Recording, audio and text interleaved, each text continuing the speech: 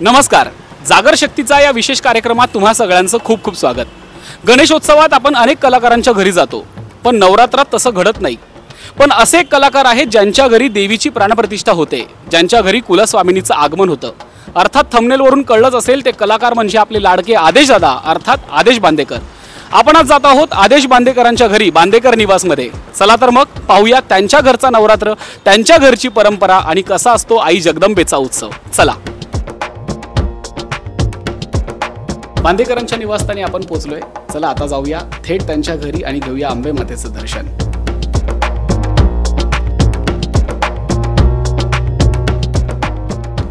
स्वागत आहे तुझं. या आदेश बांदेकरांच्या घरी आलोय. एरवी आपण दादाला बघतो की आपण आदेश दादा सगळ्यांच्या घरी जातात, वहिनींचा सन्मान करतात. आज आपण दादांच्या घरी आलेलो आहोत आणि तेही नवरात्रीच्या निमित्ताने. किती मस्त स्वागत आहे तुमचं. या तुम्ही पण या.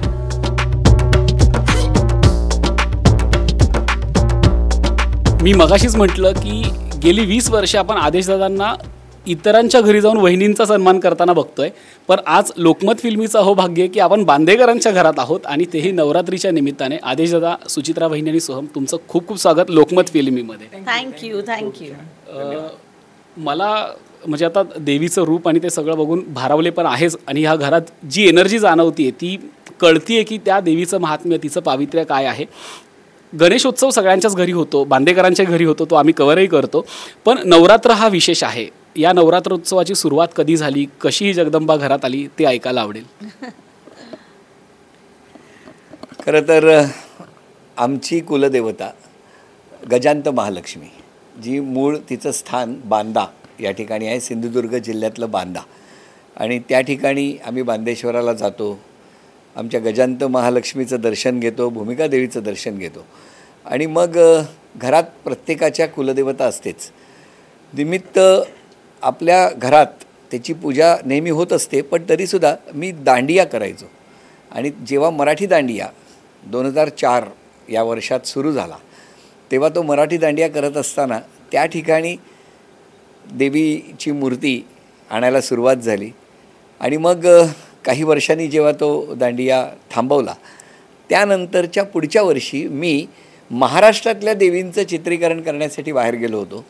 आणि जेव्हा मी नवरात्राचं शेवटची वाघजाई देवी, जी सुचित्राची म्हणजे माहेरची कुलदेवता आहे, खंडाळ्या घाटामध्ये, खंडाळ्यातसुद्धा एक वाघजाई देवीचं शूटिंग केलं आणि घरी आलो.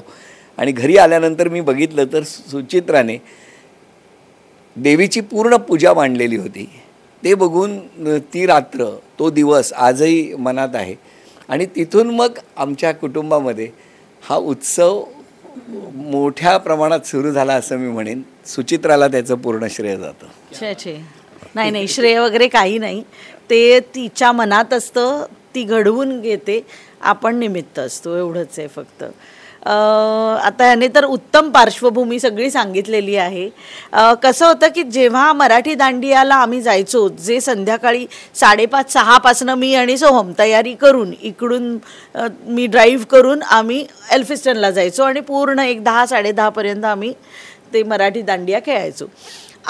जेव्हा आदेश इलेक्शनसाठी उभा राहिला, तेव्हा मग त्या वर्षी करता नाही आला दांडिया, कारण लगेचच इलेक्शन्स होते. त्यामुळे तर तेव्हा मला असं वाटलं की ती जी नवरात्रीत रोजची सवय झाली होती. आणि कसं होतं, एल्फिस्टनला आम्ही एक देवीची मूर्ती आणायचो. मग मी तिथे असलेल्या 5 सुवासिनी बायका त्यांना बोलवायचे, त्यांची ओटी भरायचे, छोटी छोटी गोष्ट आणि एक छोटी आपल्याकडनं सेवा, एवढंच त्याच्या मागचा हेतू होता. पण ज्या वर्षी आम्ही केला नाही तो मराठी दांडिया, त्या वर्षी मला असं झालं की अरे, नवरात्र तर सुरू झाली आणि अशी रुखरुख लागून राहिली. तर मी माझ्या आईला म्हटलं, आपल्याकडे महालक्ष्मीचा फोटो आहे, जो बांदेकरांनीच घरी आणलेला होता, तर त्या फोटो आपण ठेवूया. मग ठेवला. 2 दिवस झाले, मग त्याला अगदी आरती बिरती करायला लागले. मग मी माझ्या जावेला फोन केला, मीराला, मीरा तू ये दर्शन घ्यायला आणि आईला पण घेऊन ये. मग अजून एका जावेला फोन केला, मग अजून बहिणींना फोन केला. असं करून करून ना मी त्या वर्षी जरा असं एक छोट्या प्रमाणात ते सगळं सुरू केलं स्वतःच्या आनंदासाठी. आणि मग तसे 3 नेक्स्ट इयर झालं, आदेशने ते बघितलं की अरे, हे तर फारच सुंदर झालंय तुझं, तर तू गुरुजींना बोलव. बरं, गुरुजींना बोलव, पण बांदेकर नाहीत घरी. सो गुरुजी आले आणि आदेश नाही घरी, आदेश शूटिंगला, कारण त्याला इलाजही नव्हता. तर मी गुरुजी मला म्हणाले कुठे आहेत, म्हणजे म्हटलं हा ते नाही आहेत, ते दौऱ्यावरती आहेत. आणि हा कम्पॅरेटिव्हली लहान होता, म्हणजे असा एवढाही मोठा ना. म्हटलं मी केली पूजा चालेल का? तर त्याने सांगितलं हो चालेल ना, देवीचंच रूप आहे, तुम्ही करा. आणि मी घटस्थापना केली. तेव्हा मी ॲक्च्युली कोणाला विचारलंही नाही किंवा असं की हे करू का, ह्याचं किती कडक असेल किंवा ह्याची म्हणजे ह्याचं पुढे पुढे काय होईल, काय स्वरूप असेल, हे आपल्याला करता येईल नाही येईल, मी कुठलाही विचार न करता देवीची म्हणजे घटस्थापना केली. आणि मग आदेशने आमची जी कुलदेव, पण मी मूर्ती कधीच नाही बसवली. आणि आमची जी कुलदेवता आहे तिचं पाषाण आमच्या बांदेकरांच्या प्रत्येकाच्या घरात आहे. सो तेव्हा हा आदेशचाच थॉट होता की आपण एक काम करायचं, बाहेरून मूर्ती वगैरे काही आणायची नाही, आपल्याच कुलदेवतेचा उत्सव आपण करायचा. सो ते 9 दिवस आम्ही देवघरातली आमची कुलदेवता ही बाहेर आणून बसवतो आणि तिचं सागर संगीत आमच्या योग्यतेनुसार आणि आमच्या कपॅसिटीनुसार आम्ही तिचं सगळं करतो, मनापासून करतो. आणि ती आशीर्वादाने आम्हाला दामदुपटीने देत असते. म्हणजे काय म्हणतात, हे सगळं ऐकून तर एक काय म्हणतात, एक भक्तिमय वातावरण झालेलं आहे आता. पण ही मूर्ती खूप सुंदर आहे. जसं तुम्ही म्हणालात की गजांत लक्ष्मी आहे, आणि मी आदेशाला आलेलाच म्हटलं की त्या मला मूर्तीविषयी ऐकायचं आहे की एकतर असा मुखवटा किंवा अशी मूर्ती फार कमी घरात पाहायला मिळते, तर ती कुणी घडवली आहे, कशी घडवली, आणि त्याच्या मागची पार्श्वभूमी ऐकायला आवडेल. ही मूर्ती म्हणजे सर्वात आधी माझा मित्र सचिन गद्रे, शैलेश सॉरी माझा मित्र शैलेश गर्दे जो कोल्हापुरात असतो, त्याला मी फोन केला. तो बांद्याला गेला, त्याने त्या देवीचे फोटो घेतले आणि त्याने ती मूर्ती बनवून मला पाठवली पाषाण. आणि मग ती मूर्ती तशीच्या तशी आम्ही घरात त्याची पूजा करायला लागलो. आणि आता याच्या मुखवट्याचं वगैरे जर आपण म्हटलं तर नाना वेदकांनी म्हणजे एक थॉट असा आला की जसं महालक्ष्मीचा कसा मुखवटा आहे ना, तर आपल्याही देवीला मुखवटा हवा आणि असं छान दिसली पाहिजे, ती सुंदर दिसली पाहिजे. ती सुंदरच दिसतीये, ती अजून सुंदर दिसली पाहिजे. मग आम्ही नानांनी त्याचं व्यवस्थित कास्ट घेतलं की म्हणजे मेजरमेंट केलं आणि त्याप्रमाणे त्यांनी ती घडवली. आणि ती बघता क्षणी आम्हाला इतकं असं आनंदाश्रू आले की बियॉन्ड इमॅजिनेशन असा त्यांनी तो इतका छोटासा मुखवटा आहे आणि त्याचे ते एवढेसे सुंदरसे दागिने, ते सगळं नानांनी केलेलं आहे. आणि ड्रेस म्हणाल तर स्वाती आहे माझी जाऊ, तिची एक मैत्रीण आहे, त्यात ते असा तो तिचं साडीसारखा ड्रेस करून देतात. कधी युगेशा नावाची जी डिझायनर आहे ती करते, तिने एके वर्षी केलं होतं. आणि हे जे तुम्ही बघताय, प्लीज कॅमेरा पॅन करा, हे ज्या नवदुर्गांचं रूप आहे इथे, तोरण आहे आणि हँड पेंटेड आहे ते. सो माझी जाऊ आहे प्रणिता, तिची मोठी बहीण योगिता, योगिताचं आडनाव काय आहे, वाडीवकर, तिने हे करून दिलेलं आहे. खूपच सुंदर केलेलं आहे. ह्या वर्षीचं आमचं डेकोरेशन इज, आणि ते credit goes to Mr Bandekar. हा इतका वेळ गप्प. हे बाबाने त्याला कामाला लावलं होतं की ह्या छोट्या छोट्या घंटा घेऊन तू यायच्या, त्याच्यासाठी तो भुलेश्वरला गेला आणि त्यांनी त्या शोधून आणून प्लस लावल्या. पण सगळ्यांचंच कॉन्ट्रीब्युशन आहे. सो ते नवरात्रीची तीच एक गंमत आहे. सगळ्यांचं कॉन्ट्रीब्युशन त्या 9 दिवसात असतंच काही ना काही. कारण महेशका फ्रूट्स घेऊन येतो, आईचा तशी वाढदिवस होता तर आईचा उपवास म्हणून नागेशका कलाकंद घेऊन आला. इथे डेकोरेशन घडवणारी माझे फ्रेंड्स आणि तसे आहेत. कधी कधी अवधूत काकाची कधी तबलाला आरतीला ठेका असतो, मग केळा वेफर असतात. आमच्याकडे जेव्हा ती माळ आपण देवीची असते ती आजी होते, तो काका आहे. सगळ्यांचे एक आमचा कुटुंबातलाच सदस्य म्हणेन, तो अगदी कसारा घाटातून ही तिळाची फुलं घेऊन येतो. जितू आहे आमचा, तो जाऊन फुलं घेऊन येतो रोज. म्हणजे प्रत्येक गोष्ट म्हणजे प्रत्येकाचं याच्यामध्ये कॉन्ट्रीब्युशन. सो ते हळूहळू होत सगळ्यांच्या कॉन्ट्रीब्युशन्सने ते आज जे दिसतंय ते आहे, आणि अजून हळूहळू ते अजून कॉन्ट्रीब्युशन आणि सगळं वाढतच राहणार आहे. सोहमला मला विचारायचं आहे की परंपरा ही एका पिढीकडून दुसऱ्या पिढीकडे प्रवाहित होत असते. हे आईने सुरू केलं आहे, ते आता तू पण सगळं बघतोयस. एक तर आपली पिढी एक अशी आहे की थोडंसं अध्यात्मापासून दूर चालली आहे, पण घरात इतकं सुंदर वातावरण, इतकी सुंदर परंपरा. तू कसं ह्या सगळ्याकडे बघतो, या जगदंबेच्या सेवेत तू कसा काय, तुझा हातभार कसा असतो, किंवा तू कसं सगळ्यांना एकत्र करतोस? नाही, खरं तर आपण जेव्हा ह्याच्याबद्दल जेव्हा विचार करतो तर हा माझ्या डोक्यात विचारच नाही आहेत की माझी पिढी वेगळी आहे, हे आता माझ्या पिढीला हे विचार आहेत नाही आहेत, कारण ते रुळलंच आहे. ती रोजची त्याची एक सवय लागलेली आहे. आमची आरत्या पाठ आहेत सगळ्यांना इकडे. त्याला टाळ नसली तर आम्ही त्या दिवशी टाळ झांज घेऊन आलो काशाची, आणि ते सगळं होत असताना काही गोष्टी आहेत ज्या तुमच्या आता बेस DNA मध्येच आहेत. तर त्या DNA तुम्ही कितीही तुमचे लिनेज पुढे गेलं तरी DNA सुटत नाही. तसं तो DNA असणारच आहे. ती आरती होतच राहणार, आणि ती जेवढी माझ्या रीतीने, माझ्या मित्रांच्या रीतीने, माझ्या अख्ख्या फॅमिलीच्या रीतीने होत असणार, तिच्यासाठी जी सेवा ती होतच राहणार आहे. आत्ता हा प्रश्न विचारला, इतका छान प्रश्न आहे. पण माहिती आहे, आता हे दिवे आपल्या ज्या 2 समय आहेत ते नवरात्रीचं खास वैशिष्ट्य हे असतं की तुमचं अखंड दीप चालू पाहिजे. सो ना मी ते सगळे फॅन, सगळे AC बंद करून मग ती काच काढून आणि मग त्या वाती अशा कट करते, जेणेकरून ती जाताही कामा नये, काजळीही काढायची. पण मला गंमत वाटली, यावर्षी मला सोहमने विचारलं, हा आई जरा मला पण बघायचं, तू हे कसं करतेस, हे कसं करतेस तू, म्हणजे मला कळू देते तू कसं कट करतेस, काय करतेस. सो मला इतकं छान वाटलं तेव्हा की मी कधीही त्याला फोर्स केला नाही, आणि कधी कोणी कोणावरती फोर्स करून ती समोरची व्यक्ती ती गोष्ट करत नाही. तिला जेव्हा मनापासून वाटतं तेव्हाच ती करते. सो मला आता नेक्स्ट इयरला दिव्यांची चिंता माझी मिटली. आणि तुला गंमत सांगतो महत्त्वाची, म्हणजे जसं तू म्हणालास की या पिढीकडे कसं काय होणार, किंवा ही पिढी आता हे पुढे कसं करणार, तर सगळ्यात महत्त्वाची गोष्ट सांगतो. आमच्या पिढीतले सगळ्यात तरुण ते बघ तिकडे बसलेले आहेत, ते माझे वडील. ते 92 वर्षाचे आहेत.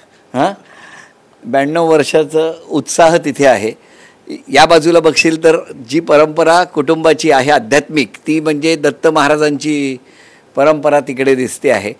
हे सगळे म्हणजे आमच्या आधीच्या पिढीकडनं आमच्याकडे येऊन या पिढीने ते पुढे रिले घेऊन गेलेले आहेत.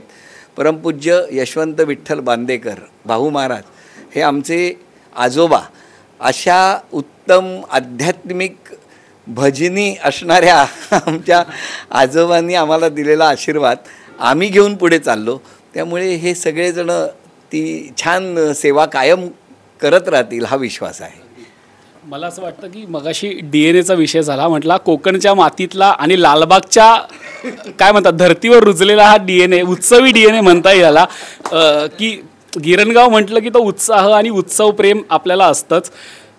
आदेश दादा, 20 वर्ष घरोघरी जाऊन महिलांचा सन्मान, वहिनींचा सन्मान, इतका मोठा प्रवास आहे की तो उभ्या महाराष्ट्रानं बघितला आहे. ती एक प्रकारे जगदंबेची सेवाच होती. ते आशीर्वाद रूपाने कसं पाझरतंय, कसं मिळतंय, ते ऐकायला आवडेल. खरंच तू खूप छान विषयाला हात घातलास. म्हणजे 20 वर्ष एक खूप मोठा प्रवास, स्त्री शक्ती आपण म्हणतो, आणि इतक्या माऊलींनं, म्हणजे दार उघड बये दार उघड असं म्हटल्यानंतर आपल्यासमोर सगळ्या देवी येतात. आणि हेच म्हणत 20 वर्ष महाराष्ट्रावर गेल्यानंतर महाराष्ट्राच्या घराघरांनी दिलेला आशीर्वाद, आणि त्यामुळे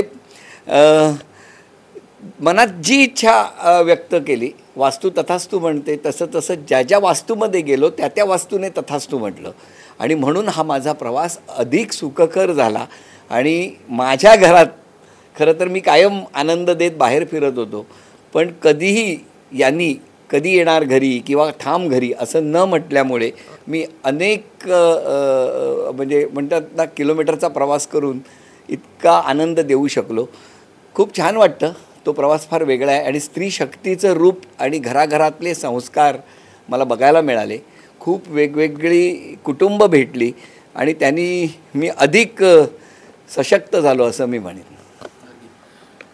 सुचित्रा वहिनी, आज प्रोडक्शन हाऊसच्या निमित्ताने, सोहम प्रोडक्शनच्या निमित्ताने तुम्ही खूप बिझी असता, हे आम्हालाही माहिती आहे. आज इतक्या टॉपच्या सिरियल बांदेकर प्रोडक्शनच्या आहेत, तरीही तरी या व्यस्त शेड्यूलमधून वेळात वेळ काढून ते कसं मॅनेजमेंट असतं. अर्थात स्त्री म्हटल्यानंतर तिला मॅनेजमेंट काय कोणी शिकवायला नको, पण तुमचं कसं मॅनेजमेंट असतं वेळात वेळ काढून? 9 दिवसांचा सगळा उपवास असतो, 9 दिवस दोघांचाही. नाही, मला असं वाटतं की आपल्या प्रायोरिटीज ज्या आहेत त्या आपण एकदा ठरवल्या ना की मग फार कठीण नाही जात. आणि माझ्यासाठी आत्ता गणपती बाप्पा म्हणजे तो गणपती उत्सव, कारण पूर्वी ना आम्ही शूटिंगमध्ये बऱ्यापैकी व्यस्त असायचो, तेव्हा ती त्यावेळेची गरज होती की म्हणजे ॲडजस्टमेंट सांगू पण नव्हतो शकत. अगदी पहिला दिवस आलो गणपतीला, मग डायरेक्ट 7वा दिवस विसर्जनाचा कशी बशी ॲडजस्टमेंट मिळायची. आता थोडी स्थिती अशी आहे, एक तर मी तर काम बंदच केलं आहे ऑलमोस्ट, त्यामुळे ना मला ते गणपती, मग दहीहंडी, गोकुळाष्टमी हे सगळं मला ना आणि मला फार आवडतं. हे सगळं सणवार मला खूप आवडतात आणि मला ते एन्जॉय करायचं आहे, मला माझ्या घरच्यांबरोबर तो वेळ घालवायचा आहे. सो त्यामुळे तर आहेच. आणि बाकीचे आहेत की हे खंदेवीर, हे इथे पण बसलेत आमचे ठरलं तर मगचे क्रिएटिव्ह हेड. सो हे उत्तम कामं करत असतात, त्यामुळे माझ्या डोक्याला सुकून असतो. आणि त्यांनी सुकून नाही दिला तरी माझा मी मिळवते तो, आणि मी तो माझ्या देवीच्यासाठी हा वेळ ठेवलेला आहे. आणि जोपर्यंत माझ्या म्हणजे अंगात ताकद आहे तोपर्यंत मी तिचं करत राहणार. थोडक्यात सांगायचं तर ज्याच्याकडे म्हणजे एक छान स्ट्रगलच्या काळात कानावर वाक्य पडलं होतं, ज्याच्याकडे सगळ्यात जास्त काम आहे त्याच्याकडे सगळ्यात जास्त वेळ आहे. आणि त्यामुळे तो वेळ आणि प्रायोरिटी कुटुंब असल्यामुळे आम्हाला सगळ्यांना कुटुंबात रमायला आवडतं आणि कुटुंबाचे उत्सव कुटुंबासोबत साजरे करायला आवडतात. आणि तेच तिने आमच्याकडे करून घ्यावं आणि नेहमीप्रमाणे ह्याची दानं देगा देवा तुझा विसर न व्हावा हेच मागणं. देवी आपल्या हातून सगळं घडवतीये, पण आता हा घरातला उत्सव मोठ्या प्रमाणात झालेला आहे. आदेश दादाकडनं मला अपडेट येत असतात की आज काय आहे, उद्या काय आहे. मला हा 9 दिवसाचा सगळा प्रवास जाणून घ्यायला आवडेल की 9 दिवस आपल्याकडे काय काय घडतं आणि कशी आईची सेवा होते. 9 दिवस पहिल्या दिवशी तिच्यावरती अभिषेक होऊन प्राणप्रतिष्ठा करून आपण इथे ती विराजमान होते. त्यानंतर म्हणजे तिला भेटायला खूप जण येत असतात. ऑल फ्रेंड्स माझे, आपल्या या फील्डमधले सगळे फ्रेंड्स आणि कलिग्ज आणि नातेवाईक असे खूप जण येत असतात. पंचमीला दरवर्षी पंचमीला आपण इथे एक साधारणतः 15 ते 22 असं व्हेरी होत असतं, पण कमीत कमी 15 बायका तर असतातच. जास्तीत जास्त 22पर्यंत आत्तापर्यंत गेलेली आहे संख्या. आम्ही कुंकुमार्चन करतो बसून इथे. आणि त्यानंतर जरासं ते काय जरा आपण करू ती पद्धत ना, त्यामुळे तो जरा बेंगॉली लोकांसारखा तो थोडासा सिंदूर खेळा पण खेळतो आम्ही. त्यानंतर आम्ही कुमारिका पूजन करतो. सप्तमीला जनरली कुमारिका पूजन मी करते. 9हून ॲक्च्युली आत्तापर्यंत असं कधीच नाही झालं आहे की परफेक्ट 9 आले आहेत कुमारिका. नेहमी त्या जास्तीच येतात आणि त्या अतिशय खुश होऊन जातात, कारण त्या दिवशी त्यांना एक साधारणतः 15 ते 20 गिफ्ट्स मिळतात. त्यांचे एवढ्या मोठ्या बॅग्स असतात आणि त्यांचं असं होतं की आता मला निघायचं आहे, आता घरी जाऊन सगळे गिफ्ट्स ओपन करायचे आहेत, कारण आम्ही सगळ्याजणी त्यांना गिफ्ट देतो आणि ते फार आम्ही एन्जॉय करतो. त्यानंतर अष्टमीचा आपल्याकडे होम असतो, नवचंडी होम असतो, तर सप्तशती पाठ होतो. मी स्वतः देवीची पोथी 3 वाचते, माझी आई त्याचं वाचन करते. आणि अष्टमी झाल्यावरती नवमी, आमच्याकडे बांदेकरांच्यात दसरा हा खंडेनवमीला आम्ही साजरा करतो, म्हणजे खंडेनवमीच्या दिवशी आम्ही दसरा करतो. सो त्या दिवशी मग पूर्णान्नाचं तिला नैवेद्य, आणि मग दसऱ्याच्या दिवशी आम्ही तळी भरतो खंडोबाची. आणि अशा प्रकारे पॉवर पॅक्ड आमचे शेड्यूल असतात. अगदी नवरात्र खूप जोरदार सुरू आहे आणि तो अजून जोरदार होणारच आहे. एक असा प्रसंग जेव्हा ही आई जी आपल्या कदाचित तिची शक्ती दिसत नसेल पण ती सोबत असते, ती आई आपल्यासोबत उभी राहिली आहे, आपल्या पाठीशी आहे. अरे बापरे. असा कुठला प्रसंग जेव्हा आई खऱ्या आईसारखी सोबत उभी राहिली? येस, म्हणजे खऱ्या आईसारखी पेक्षा मी तर म्हणते ती देवी आईने आम्हाला इथे याच घरात आम्हाला तो साक्षात्कार दिलेला आहे. कारण आमचं छोटंसं बाळ सिम्बा, जो लॅब्रेडॉर आहे डॉग, हे नाव हे 15+ 15 वर्षाहून जास्त आहे. 2 वर्षापूर्वी असं होतं ना की आता सगळे घरी येतील तर सिम्बा तू मस्त स्पामध्ये जा आणि तो असा मस्त तयार होऊन यायचा. इतकं गोड दिसायचं माझं बाळ, ते असं छान मस्त यायचा. आणि त्या दिवशी ना रुजुता देशमुख, पूर्वा, सुकन्या ह्या सगळ्या जणी आल्या होत्या लंचसाठी आपल्याकडे. तर त्यांनी पण विचारलं सिम्बा कुठे गेला. तर मी म्हटलं की सिम्बुकली गेली आहे स्पासाठी, आता तो तयार होऊन येईल आणि मग तुम्हाला दाखवेल तो बोबी बांधून. तेवढ्यात सोहम थोड्या वेळाने आत आला रूममध्ये आणि मला ना आई जरा इकडे. म्हटलं काय झालं सोहम? तर मला म्हणाला अगं सिम्बा. म्हटलं सिम्बा काय झालं सिम्बाचं? तर मला म्हणाल नाही सिम्बाला उठता नाही येते. म्हटलं काय उठता नाही येते? हो, आम्ही खालून त्याला उचलून वर आणलं आहे. म्हटलं काय? मग मला जो जितू आहे जो त्याला घेऊन गेला होता तो म्हणाल ताई त्या लोकांनी स्पावरनं त्याला आणला आणि तो गाडीतच ठेवला डायरेक्ट. त्याला मला वाटलं त्याचे पाय घाण होऊ नयेत म्हणून ठेवला आहे आणि आत्ता बघितलं तर त्याला उतरता पण नाही गाडीतनं येतोय. तर त्याचं ते हे झालं, हे डिसलोकेट झालं. आणि आम्हाला इतकं, आणि ही बसली होती इथे आणि इतकं आम्हाला इतकं वाईट फिलिंग होतं. ती आरती पण आम्ही खूप रडत केली की काय होणार माझ्या बाळाचं, असं कसं झालं, ही बसलेली असताना का झालं. आणि दुसऱ्या दिवशी इवन आदेशने डॉक्टरांना विचारलंय का, हां एका डॉक्टरांना विचारलं की असं असं झालंय ह्याचं तर काय. तर त्यांनी सांगलं नाही वय त्याचं 13च्या वरती आहे, ह्याची सर्जरी होऊ नाही शकत, आता तो असाच राहणार. म्हणलं असाच राहणार. बरं रात्रभर सोहम आणि सोहमचा मित्र लौकिक पूर्ण जागून काढले त्यांनी की आत्ता सुसू केली किंवा काय झालं होतं. पण त्या बाळाने माझ्या सुसू पण नाही तिथे, म्हणजे त्याला ते काही करायचंच नव्हतं. त्याला कळत होतं, त्याच्या डोळ्यात कळत होतं. आणि मग दुसऱ्या दिवशी आदेशने अजून एक डॉक्टर आले. हां, डॉक्टर वैभव पवार म्हणून आमचे डॉक्टर आहेत, त्यांना फोन केला. ते बाहेर होते, ऑपरेशन तर होऊ शकत नाही म्हणाले. आणि त्यामुळे आमच्या डोळ्यासमोर होतं की आता हा असाच राहणार, काय करायचं. अख्खी रात्र तशीच गेली. दुसऱ्या दिवशीची सकाळ डॉक्टर प्रज्योत दखणे नावाचे डॉक्टर ऑर्थोपेडिक जे आमच्या पवईत राहतात, ते आमच्या घरी त्याला बघायला आले. ते बघायला आले, इथेच सुचित्रा उभी होती, देवीची पूजा करत होती. डॉक्टर म्हणाले नाही आता काही होऊ शकत नाही, कारण आता ऑपरेशन नाही होऊ शकत. इथेच झोपला होता. तर मी म्हटलं की काही होऊ तर शकणार नाही आहे डॉक्टर, मला माहिती आहे, पण तुम्ही एकदा प्रयत्न तर करून बघा. ते म्हणाले नाही होणार हो. म्हटलं प्रयत्न करा. ते म्हणाले तो यंग असताना तर मी बसवला असता त्याचा, म्हणजे ते हिप परफेक्ट त्या एका अँगलमध्ये हिप जॉईंट असल्यामुळे तो करेक्ट अँगलमध्ये बसणं पण खूप महत्त्वाचं आहे. चुकीच्या अँगलमध्ये जर बसला तर त्याला पेन पण होणार आणि त्याला पुढचं लाईफ पण ते, आता त्याला पेन नाही होते हे आपल्यासाठी रिलीफ आहे. ज्या क्षणी त्यांना सांगितलं की आता तुम्ही प्रयत्न करा, ते तिथून उठले, इथे बसले आणि सुचित्रा इकडे दिवा दाखवत होती. हां, म्हणजे मी सकाळची पूजा करत होते. मला असं झालं की जर तो रडला किंवा काय झालं तर मला ते बघवणार नाही, म्हणून मी देवीचंच हे करत होते. आणि मी तो मंत्र जो नेहमी म्हणते की ओम ऐं ह्रीं क्लीं चामुंडाय विच्छे, तर तो माझा अतिशय फेवरेट मंत्र आहे. तर तो लावला होता आणि तोच मी म्हणत होते की होऊ देत, व्यवस्थित होऊ देवाल. आणि त्याच वेळेला ते बसले खाली, त्याने त्याचा पाय असा पकडला. मला सांगितलं तुम्ही तोंडाकडे बसा. मी आणि जितू इकडे बसलो आणि त्यांनी काय केलं माहीत नाही, असा पाय हलवला आणि कटकन एक आवाज आला. त्यांचा कट एवढाच आवाज ऐकला. सिम्बाच्या तोंडून एवढाच ओरडला छोटासा. हिचा घंटे इथे वाजवणं सुरू होतं आणि ते मला माझ्याकडे बघितलं असं डोळ्यात आणि मला म्हणाले अहो सर सेट झाला पाय. मला कळे ना, आम्ही बघत होतो, आमच्या डोळ्यात पाणी होतं आणि 5, 7, 10 मिनिटांनी तो पाय असा हलवायला लागला. मग त्याला उठवून उभा केला. तेव्हापासून 2 वर्ष तो व्यवस्थित आहे. 3 वर्ष होतील आता. आता मला सांगा याला काय म्हणायचं. माझ्यासाठी तर तो चमत्कारच आहे.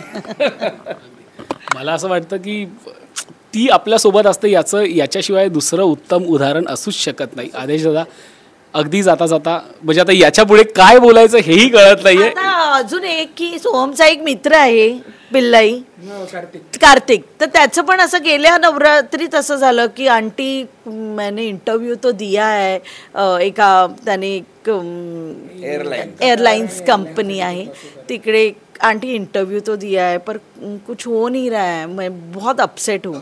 म्हणलं अरे देवीला सांग, तिला आपल्या मनातलं सगळं सांगायचं, मग ती करते, सेट करते ती.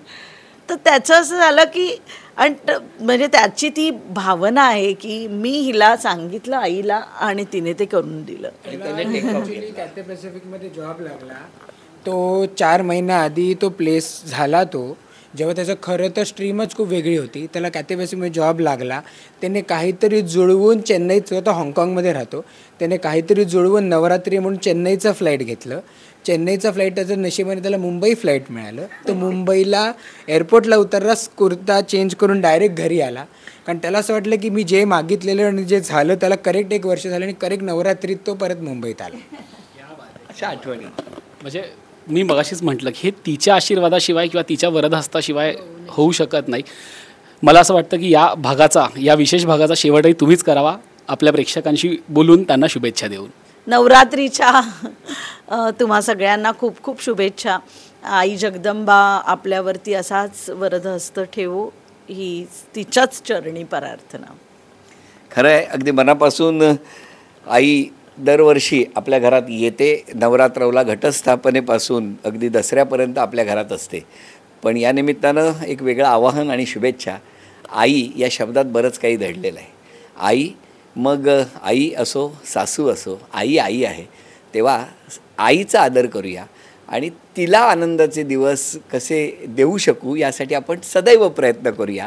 हेच खरं तर या वर्षीच्या या नवरात्रामध्ये आपण मागणं करूया. काय नाही, माझ्यासाठी नवरात्रीचा वेगळा अर्थ कधी कधी पडतो, कारण नवरात्रीच्या व्यतिरिक्त नवं असं मला वाटतं. कारण हे 9 दिवस संपल्यानंतर आपण जेव्हा दसऱ्यात सिंहलंघन करतो तेव्हा काहीतरी पुढच्या वर्षी देवीला सांगता येण्यासारखं काहीतरी नवीन पाहिजे. सो मला असं वाटतं की ह्या निमित्ताने तुम्हाला नवं चैतन्य, नवं ऊर्जा, नवीन तुम्हाला आयडियाज सापडो, ज्याच्याने तुमचं घर, तुमची फॅमिली तुमच्यावर अजून खुश होतील आणि तुम्हाला नवीन एनर्जी मिळो नवीन काम करण्यासाठी.